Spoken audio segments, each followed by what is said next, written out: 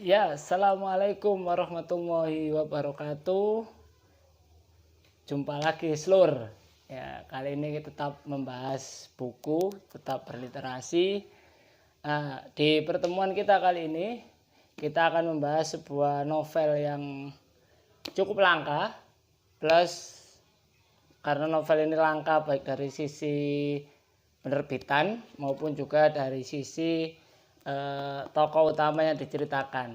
Nah, kalau kemarin kita membahas harimau-harimau, kali ini kita membahas novel Leo the African karya Amin Maalouf. Nah, seperti apa keseruan dari novel ini?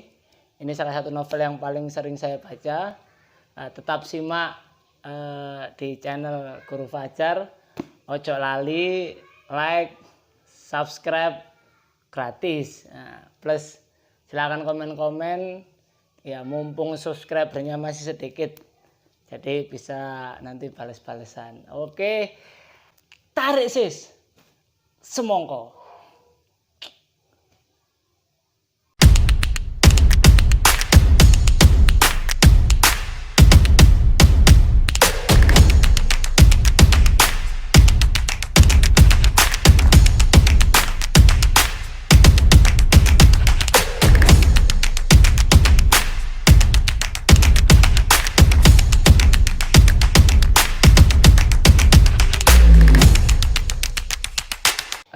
Openingnya mau mantep, sayang kan kopi nih, gak apa-apa karena udah sore jadi nggak ngopi. Baik, kali ini kita akan membahas novel. Ini novel terjemahan yang paling sering saya baca. Sama kemarin, kalau sebelumnya novel Harimau-Harimau itu novel Indonesia yang paling sering saya baca di antara koleksi novel-novel saya. Oh ya, sebelumnya matur nuwun kepada Kang Ridwan Ilyas yang bikin opening, Masya Allah. Untung gak ngombe kopi, sok keleleken aku memang. Keselak kopi ya, saking dahsyate openingnya. Baik, ini ya, saya baru nyadar tadi itu. Ternyata sama-sama kemarin harimau, sekarang bahasnya singa. Wah, ini ada apa dengan keluarga kucing besar, tapi nggak apa-apa ya. Oke, ini novel Leo the African. Ini saya beli tahun 2005 dan terbit pertama kali juga tahun 2005. Saya beli di awal-awal munculnya. Diterbitkan oleh Bentang Pustaka. Ya, jadi ini dulu kalau tidak salah sebelum Bentang menerbitkan novel-novelnya Andra Hirata. Jadi ini salah satu novel yang menarik. Nah, ini ada cerita yang menarik dulu ketika beli novel ini. Karena dulu ini saya awalnya dapat informasi di sebuah bukletnya Bentang di toko buku Togamas di Surabaya. Waktu itu toko bukunya masih di Jalan Embong Malang dekat Tunjungan Plaza. Tak lama kemudian toko bukunya pindah ke DTC atau Pasar Wonokromo dekat kampus saya, kampus Universitas Negeri Surabaya atau IKIP Surabaya. Nah, pas ini terbit pertama itu saya langsung ke toko bukunya dan beli. Ya, karena juga baru buka ya, karena baru pindahan itu, jadi pegawainya itu sudah sibuk sendiri lah nata-nata ini. Ya, walaupun saya senang dulu toko bukunya tuh pegawainya ramah, terus ada bonus ya, ini salah satu bonusnya itu di sampul plastik, plus dia juga jual buku-buku yang tidak hanya penerbit besar tapi juga penerbit kecil, bahkan penerbit indie itu dulu dijual di situ. Jadi lengkap lah koleksinya. Sastra, buku-buku sastranya keren, buku-buku pemikirannya juga bagus itu.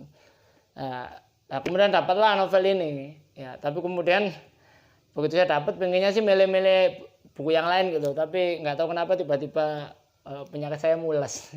Tiba-tiba mulesnya kumat gitu ya. Jadi langsung saya taruh di kasir, saya tinggal kabur dulu ke kamar kecil. Nah, dan inilah novel yang ini ulasan yang ketiga. Saya sudah mengulas novel ini sebelumnya di blog saya di burjo.wordpress.com. Ya, udah lama banget. Terus kemudian pernah saya ulas juga di Instagram @fajaruddin212.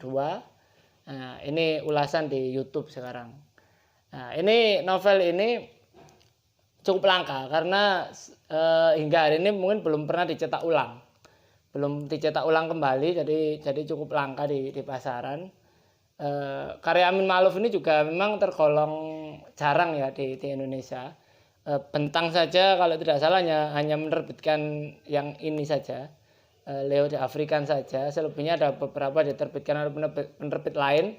Tapi saya pernah beli tapi kurang suka dengan gaya penerjemahnya. Jadi kelihatannya berat kalau bacanya. Kalau ini penerjemahnya apik banget, bagus banget itu.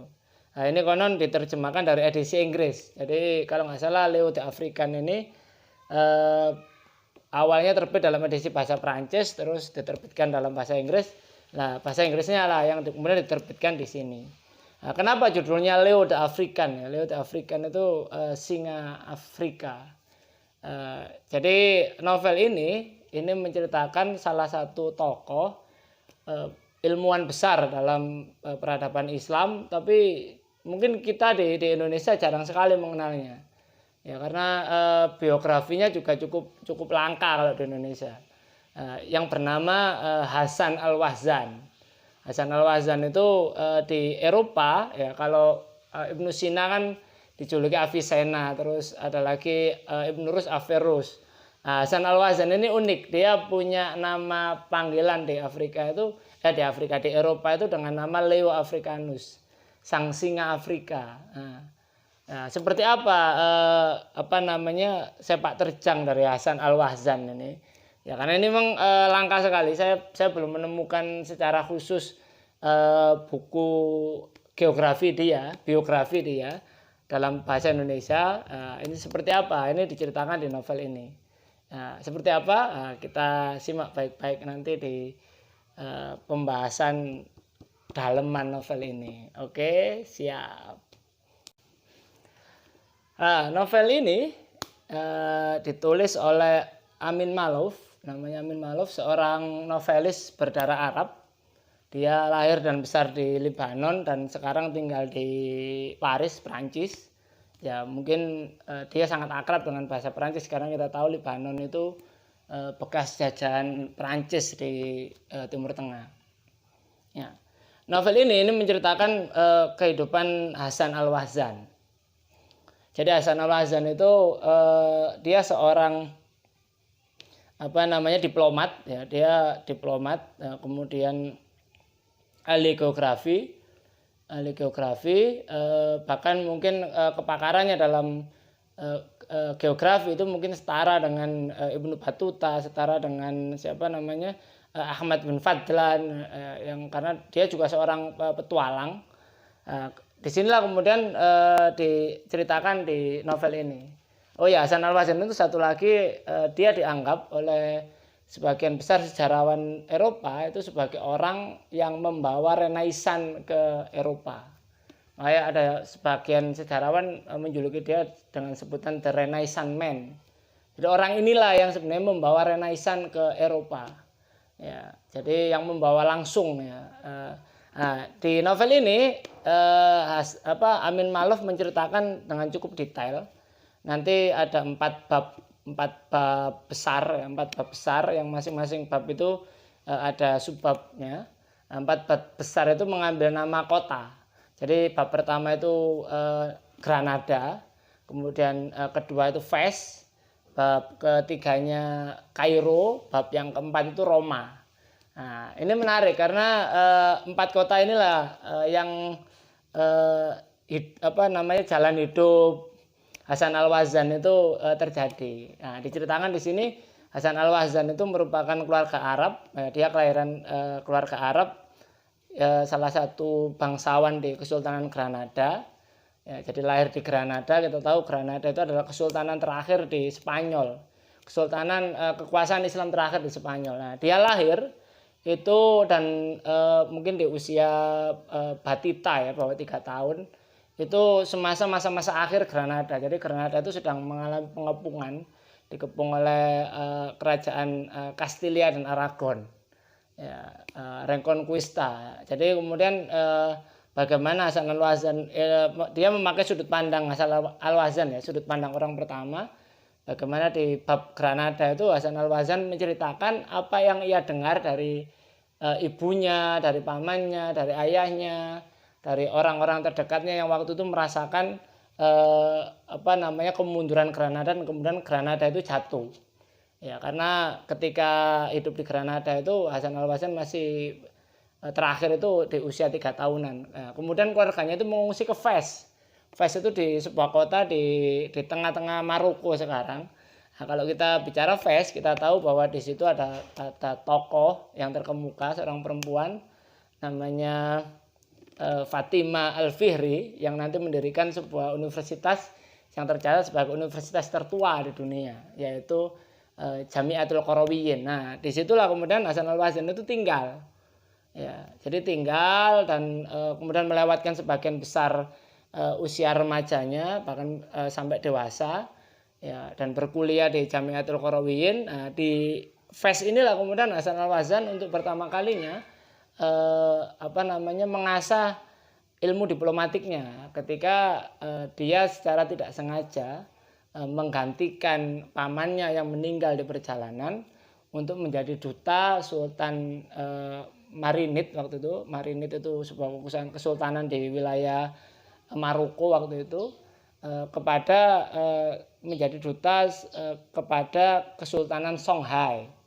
Songhai itu ada sebuah kesultanan di tengah Afrika yang dia itu kalau tidak salah ibu kotanya di Timbuktu. Nah, jadi Sultan Timbuktu. Timbuktu itu kota yang sangat menarik ya, di bagian barat Afrika, letaknya di selatan Sahara dan di sebelah utara sungai Niger. Nah, itu sempat menjadi viral beberapa tahun lalu karena di situ ternyata banyak ditemukan inskripsi ilmu pengetahuan. Nah, itu disitulah kemudian Hasan al-Wazan untuk pertama kalinya menjadi seorang diplomat. Nah, setelah itu diceritakan di sini bagaimana Hasan al-Wazan itu terlibat konflik dengan Sultan Fez, ya, sehingga kemudian dia diasingkan dan dia menuju ke Kairo. Nah, di Kairo ini ternyata dia secara tidak sengaja. Jadi nanti kalau kita membaca novel itu tuh seakan-akan melihat bahwa Hasan al-Wazan itu orang yang selalu tidak sengaja terlibat hal-hal besar yang melibatkan, sehingga dia akhirnya melibatkan diri dengan itu dan bertemu dengan tokoh-tokoh luar biasa.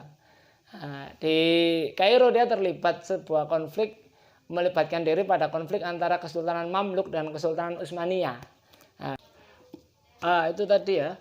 Terus kemudian Hasan al-Wazan ini kan selalu melibatkan konflik gitu ya. Jadi kalau kita baca ini, Hasan al-Wazan itu seakan-akan tokoh yang selalu tidak sengaja terjebur dalam konflik besar dan bertemu dengan tokoh-tokoh besar gitu ya. Nah, di selanjutnya itu setelah dari Kairo, sepulang dari haji, dia dijebak oleh bajak laut Kristen, kemudian dibawa ke Paus Leo ke-10. Nah, ketika Paus Leo ke-10 ini mengetahui jati diri Hasan al-Wazan, maka kemudian Hasan al-Wazan ini diambil anak angkat dan dibaptis dengan nama Leo the African. Nah, itulah kemudian Hasan al-Wazan itu terkenal dengan nama Leo the African.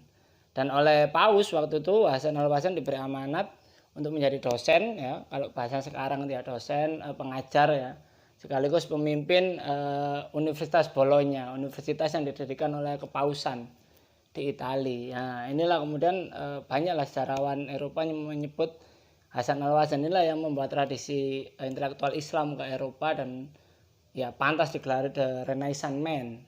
Nah, yang menarik nanti di sini ketika di masa Paus Clementius ke-7 yang merupakan sahabat dari Hasan al-Wazan sebelum menjadi paus, Hasan al-Wazan ini ditugaskan untuk menjadi duta besar kepausan untuk kekhalifahan Utsmani ya, di masa Sulaiman al-Qanuni. Jadi Hasan al-Wazan itu sempat bertemu dengan Sultan Sulaiman al-Qanuni.